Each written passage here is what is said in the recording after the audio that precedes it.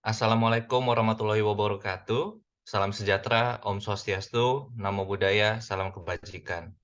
Yang saya hormati dosen pembimbing mata kuliah Pendidikan Karakter Unggul, Ibu Ananda Putriani SPD MPD. Kami haturkan terima kasih atas bimbingannya dari awal perkuliahan sampai dengan penyelesaian tugas penelitian kami. Yang saya banggakan kepada teman-teman sekalian, perkenalkan saya Edi, perwakilan dari kelompok 6 yang berisikan Saudara Dinar, Saudara Stefani, Saudara Nabila, Saudara Iksan, Saudara Diana, Saudara Oktaviani, Saudara Indra, Saudara Ferio, Saudara Alessandra, dan saya sendiri, Edi. Kami akan menyampaikan proposal ilmiah yang berjudul Analisis Perundungan pada Lingkungan Pendidikan di Indonesia. Untuk mengefisienkan waktu, saya akan persilahkan Saudara Bila untuk menyampaikan latar belakang mengenai penelitian kami. Silakan, Saudara Bila. Baik, terima kasih Saudara Edi. Saya akan mempresentasikan terkait latar belakang. Federasi Serikat Guru Indonesia menyebut terdapat 3 dosa besar pendidikan selama 2022, yaitu kasus perundungan, kekerasan seksual, dan intoleransi perundungan. Didefinisikan oleh Kementerian Pendidikan, Kebudayaan, Riset, dan Teknologi Republik Indonesia sebagai perilaku tidak menyenangkan baik secara verbal, fisik, ataupun sosial di dunia nyata maupun di dunia maya yang membuat seseorang merasa tidak nyaman, sakit hati, dan tertekan, baik dilakukan oleh perorangan ataupun kelompok. Perundungan dapat terjadi baik secara verbal, fisik, maupun psikologis, sehingga korban merasa tertekan, trauma, dan tidak berdaya. Anak-anak yang melakukan perundungan juga perlu mendapatkan bimbingan dari orang tua dan guru agar mereka tidak mengulangi tindakan tersebut. Menurut Priyatna, ada 3 faktor yang menyebabkan anak-anak berperilaku merundung, yaitu yang pertama, resiko faktor dari keluarga yang merundung, yaitu pola asuh orang tua yang terlalu keras sehingga anak menjadi akrab dengan suasana yang mengancam dan menjadikan kekerasan hal yang biasa untuk dilakukan. Yang kedua, faktor resiko dari pergaulan. Anak bergaul dengan anak yang melakukan perundungan dan kekerasan demi mendapatkan penghargaan dari kawan-kawan sepergaulannya. Lalu yang terakhir, faktor lainnya, anak mencontoh perilaku perundungan dari beragam media yang biasa dikonsumsi anak, seperti televisi, film, ataupun video game. Baik, terima kasih. Baik, terima kasih Saudara Bila atas penyampaian latar belakang dan juga faktor-faktor yang mempengaruhi tadi ya. Untuk kemudian, untuk pemaparan rumusan masalah, saya akan persilahkan Saudara Diana untuk melanjutkan pemaparannya mengenai rumusan masalah dan juga tujuan penelitian dari tugas kami. Silahkan, Saudara Diana. Baik, terima kasih waktunya Saudara Edi. Di sini saya akan melanjutkan presentasi dari Saudara Bila mengenai apa saja yang bisa diambil dari rumusan masalah dari latar belakang tersebut. Yang pertama, ada bagaimana masalah perundungan di Indonesia. Yang kedua, bagaimana masalah perundungan di dunia pendidikan. Dan yang ketiga, bagaimana dampak perundungan bagi korban. Kemudian, berdasarkan rumusan masalah dan latar belakang tersebut, dapat kita ambil tujuan penelitiannya, yaitu yang pertama, mengetahui permasalahan perundungan yang terjadi di Indonesia. Yang kedua, mengetahui permasalahan perundungan yang terjadi di dunia pendidikan. Dan yang terakhir, atau yang ketiga, mengetahui dampak perundungan bagi korban. Terima kasih, saya lempar ke moderator Kak Edi. Oke, baik. Terima kasih Saudara Diana Angelica yang tadi telah memaparkan mengenai rumusan masalah dan juga tujuan penelitian ya. Untuk selanjutnya, untuk efisiensi waktu, kami akan kami akan memaparkan mengenai teori untuk penelitian kami. Silakan Saudara Stefani. Baik, terima kasih Saudara Edi atas waktunya. Berikutnya kami akan memaparkan teori definisi perundungan. Bully atau perundungan diambil dari kata bahasa Indonesia Inggris, bully, yang artinya suatu perbuatan yang menimbulkan rasa sakit atau menyakiti orang lain untuk kepentingan sendiri ataupun sekelompok orang. Menurut Besak FE, definisi bully atau perundungan adalah suatu tindakan ataupun perbuatan berbentuk perilaku agresif yang berulang-ulang yang secara sengaja ditunjukkan untuk menyakiti orang lain dengan karakteristik untuk mendapatkan kekuasaan atas seseorang. Selanjutnya, Rigby menyatakan bahwa perundungan merupakan perilaku agresi yang dilakukan secara berulang-ulang dan terus-menerus, terdapat kekuatan yang tidak seimbang antara pelaku dan korban, serta bertujuan untuk menyakiti dan menimbulkan rasa tertekan bagi korbannya. Sehingga dapat disimpulkan pengertian perundungan adalah perilaku negatif yang dilakukan oleh pihak yang lebih kuat terhadap pihak yang lebih lemah dengan menggunakan maupun tidak menggunakan alat bantu yang bertujuan agar merasa tertekan baik secara fisik maupun emosional. Selanjutnya, kategori perundungan. Menurut American Academy of Child and Adolescent Psychiatry, mengkategorikan perundungan menjadi 4. Yang pertama, perundungan fisik, kedua, perundungan secara verbal, ketiga, perundungan dunia maya, dan yang terakhir, pelecehan seksual. Selanjutnya, karakteristik pelaku dan korban perundungan. Pelaku, secara psikologis, pelaku memiliki sikap yang lebih agresif, hiperaktif, destruktif, sifat mendominasi, mudah tersinggung, dan memiliki rasa toleransi yang rendah. Selanjutnya, bagi korban, secara psikologis, korban memiliki kemampuan yang berbeda, mengalami kendala belajar seperti slow learner, Down syndrome, retardasi mental, dan lain-lain. Memiliki sifat pencemas, mudah gugup, selalu merasa tidak aman, pemalu, pendiam, dan self-esteem yang rendah. Terima kasih. Baik, terima kasih Saudara Stefani yang telah memaparkan beberapa hal tadi ya mengenai teori, kategori, dan juga karakter pelaku maupun korban perundungan. Untuk selanjutnya mengenai metode penelitian dan hasil penelitian akan dipaparkan oleh Saudara Iksan dan Saudara Ferio. Untuk pertama mengenai metode penelitian, disilahkan Saudara Iksan untuk memberikan pemaparannya. Oke, baik. Terima kasih Saudara Edi. Metode penelitian. Metode penelitian ini menggunakan penelitian kualitatif deskriptif. Untuk pengumpulan data menggunakan kuesioner dalam bentuk Google Form yang disebar secara daring atau online. Penelitian dimulai dari tanggal 14 Juni 2023 sampai 25 Juli 2023. Terima kasih. Baik, selanjutnya ada hasil penelitian. Penelitian yang kelompok kami lakukan dengan cara menyebarkan kuesioner via Google Form yang berisi pertanyaan-pertanyaan yang terkait dengan perundungan. Dari total 20 orang responden, terdapat 14 orang responden yang pernah mengalami perundungan, dan 6 orang responden tidak pernah mengalami perundungan.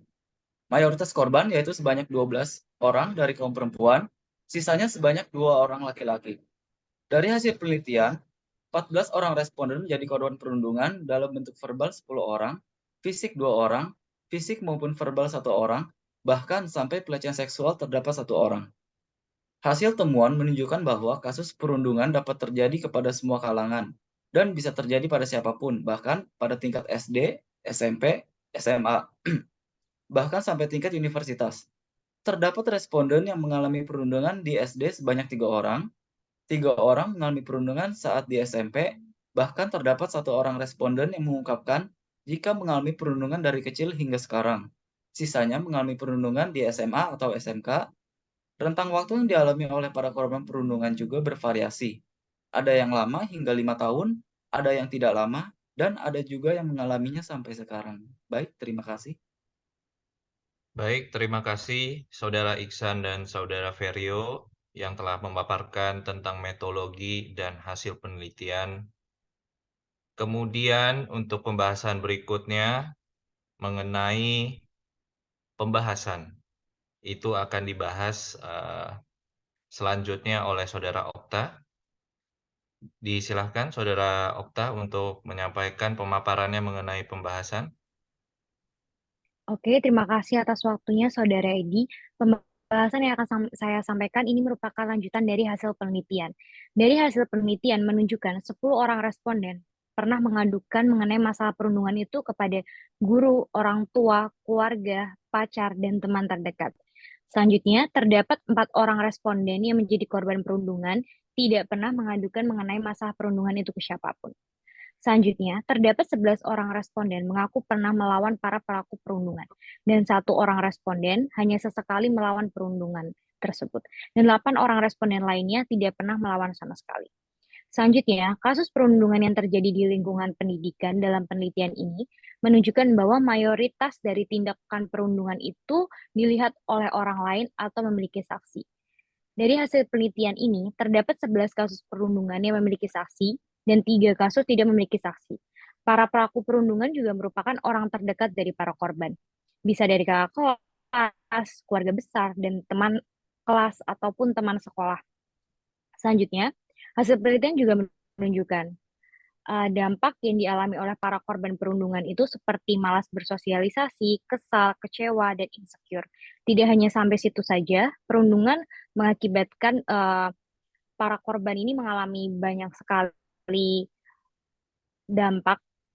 Seperti dalam penelitian ini, 3 orang responden sampai harus berkonsultasi ke psikolog atau psikiater, dan 11 orang lainnya tidak pernah mendatangi psikiater ataupun psikolog untuk mengobati trauma dari perundungan tersebut. Terima kasih atas waktunya. Baik, terima kasih Saudara Okta yang telah memberikan pemaparan mengenai pembahasan tadi yang cukup mengenaskan ya, yang kita dapatkan dari responden yang mengisi kuesioner yang kita telah sebarkan secara online. Untuk pemaparan berikutnya, kita akan sampai pada kesimpulan dan saran, yang dimana untuk pemaparan kesimpulan akan dilanjutkan oleh Saudara Indra, dan untuk pemaparan saran akan dilanjutkan oleh Saudara Sandra. Saya persilahkan Saudara Indra dan Saudara Sandra untuk memberikan pemaparannya. Ya, terima kasih untuk moderator, Saudara Edi Putra. Assalamualaikum warahmatullahi wabarakatuh. Selamat malam. Malam ini saya akan mempresentasikan kesimpulan. Perundungan di Indonesia masih sering terjadi.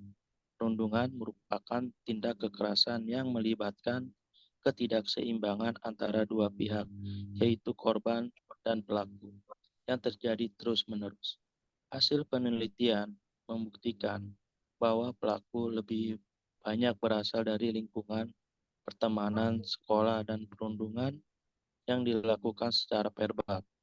Dari hasil penelitian, korban telah mencoba untuk menceritakan perundungan yang mereka alami ini orang terdekat. Namun untuk menangani dampak psikologis perlu dilakukan oleh profesional psikolog atau psikiater. Peran psikolog atau psikiater dalam mengatasi dampak perundungan ini sangat penting. Dari beberapa korban perundungan yang telah melakukan konsultasi dengan psikolog mengalami perubahan yang lebih baik dari sebelumnya. Demikian isi presentasi saya kali ini. Selanjutnya akan dilanjutkan oleh Saudari Sandra. Silakan.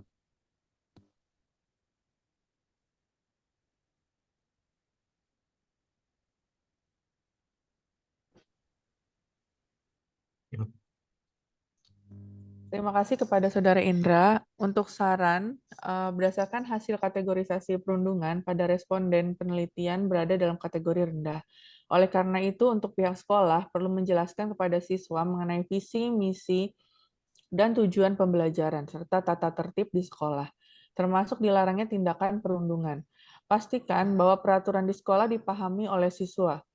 Pihak sekolah perlu membuat kesepakatan dengan siswa tentang hukuman yang akan dijatuhkan kepada siswa yang tertangkap melakukan perundungan, dan jalankan kesepakatan ini dengan konsisten. Pihak sekolah dapat mendorong siswa untuk lebih aktif mengikuti berbagai kegiatan yang ada di sekolah seperti ekstrakurikuler dan kegiatan sejenis yang mampu mengembangkan kemampuan anak dan mengarahkan anak untuk meningkatkan potensi diri yang dimiliki setiap anak. Terima kasih. Demikianlah presentasi yang dapat kami sampaikan dari kelompok 6. Saya kembalikan kepada moderator, Saudara Edi. Terima kasih Saudara Indra dan Saudara Sandra atas pemaparan mengenai kesimpulan dan saran. Terima kasih juga kepada teman-teman yang lain yang dimaksud dengan kelompok 6 ya. Itulah penyampaian dari proposal ilmiah pendidikan karakter unggul. Sekali lagi kami sampaikan terima kasih kepada Ibu Ananda. Demikian presentasi yang kami paparkan dari kelompok 6. Mari kita mengucapkan Alhamdulillah. Saya sebagai moderator meminta maaf atas kekurangannya, baik yang disengaja maupun yang tidak disengaja. Terima kasih untuk perhatiannya. Wassalamualaikum warahmatullahi wabarakatuh. Kemudian, sebelum saya tutup, ada dari kelompok 5 yang tadi join ya ke Zoom kita pada malam ini.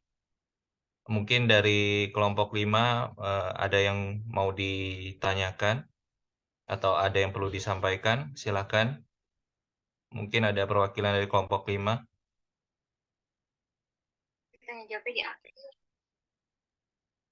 Izin, perkenalkan saya Dani Prasetya dari kelompok 5, hanya ingin sedikit menanyakan sih, mengapa masih banyak mahasiswa yang menjadi saksi perundungan tetapi tidak ikut campur untuk mencegahnya?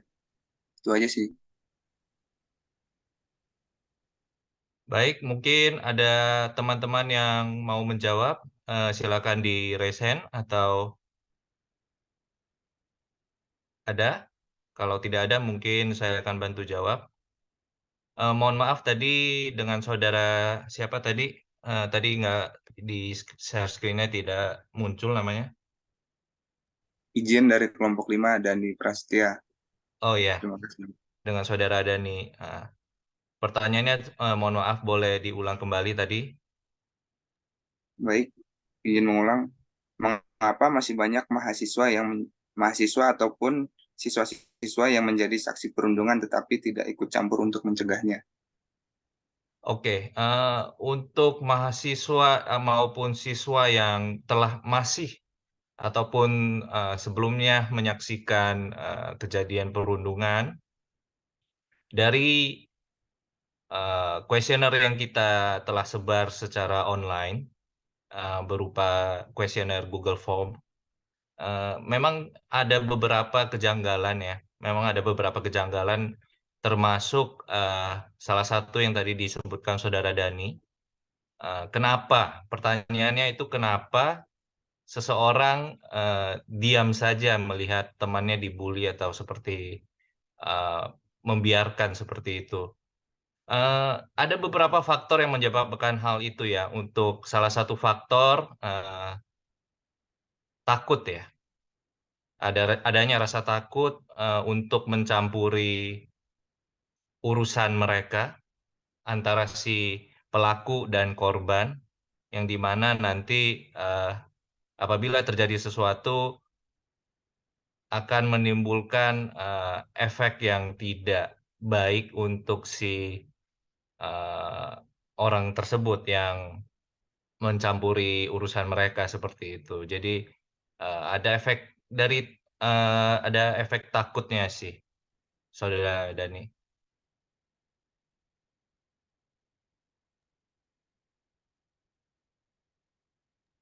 Saya coba tambahkan ya. Bagaimana? Ya, Saya coba silakan, tambahkan. Saudara Dinar. Ya. Jadi sebetulnya di kuesioner kami memang tidak menanyakan, kami tidak mendapatkan saksi ya dari para responden tersebut. Responden semuanya merupakan korban perundungan. Jadi kami tidak mendalami dan tidak mendapatkan jawaban langsung dari saksi mengapa mereka membiarkan perundungan itu terjadi. Tapi kalau kita balik ke dalam definisi perundungan itu sendiri, sebetulnya perundungan itu kan dilakukan oleh orang yang lebih kuat lah. Perundungan itu kan sebetulnya perundungan itu sebenarnya kan ketidakseimbangan antara pelaku yang memiliki kategori karakter fisik yang lebih mungkin kuat, kemudian lebih powerful, baik secara sosial ataupun lebih terpandang, dan dia melakukan perundungan itu kepada korban yang secara mungkin fisik lebih lemah ataupun secara status sosial lebih rendah dibandingkan dia. Nah, sehingga kalaupun terdapat saksi, biasanya memang seperti yang dikatakan oleh Saudara Edi, saksi tersebut takut untuk mengambil tindakan karena bisa malah nanti dia yang akan dirundung seperti itu. Jadi biasanya sih saksi akan memilih untuk diam dan tidak melakukan tindakan mungkin seperti membela. Ada yang akan membela, tapi mungkin bisa dihitung dengan jari. Dan itu memang kalaupun kita harus membuktikan apakah teori itu ataupun statement itu benar, kita memang harus melakukan penelitian lebih mendalam. Seperti itu, Saudara. Mungkin Saudara Dani perlu saya tambahkan sedikit tadi penyampaian dari Ibu Saudara Dinar, maaf. Jadi untuk hasil penelitian kami memberikan saran ya, Saudara Dani. Saran yang dimana pihak sekolah perlu menjelaskan kepada siswa mengenai visi, misi, dan tujuan pembelajaran. Yang dimaksud adalah pihak sekolah harusnya berperan serta dan aktif untuk menjaga ya agar tindakan perundungan ini tidak terjadi di lingkungan pendidikannya. Mungkin demikian sih. Mungkin ada tambahan lagi dari teman-teman kelompok 6 yang lain? Atau mungkin ada pertanyaan lagi dari kelompok 5?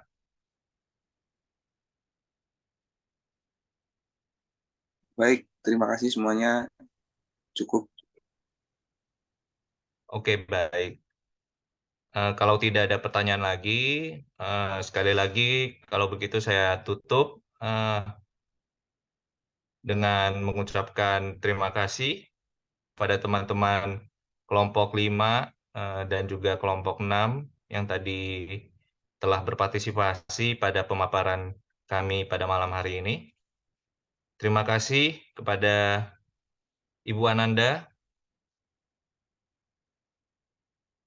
Dengan demikian, presentasi ini kami tutup dengan mengucapkan alhamdulillah. Saya memohon maaf atas kekurangannya apabila yang dilakukan dengan sengaja maupun tidak sengaja. Terima kasih untuk perhatiannya. Wassalamualaikum warahmatullahi wabarakatuh. Waalaikumsalam. Waalaikumsalam warahmatullahi wabarakatuh.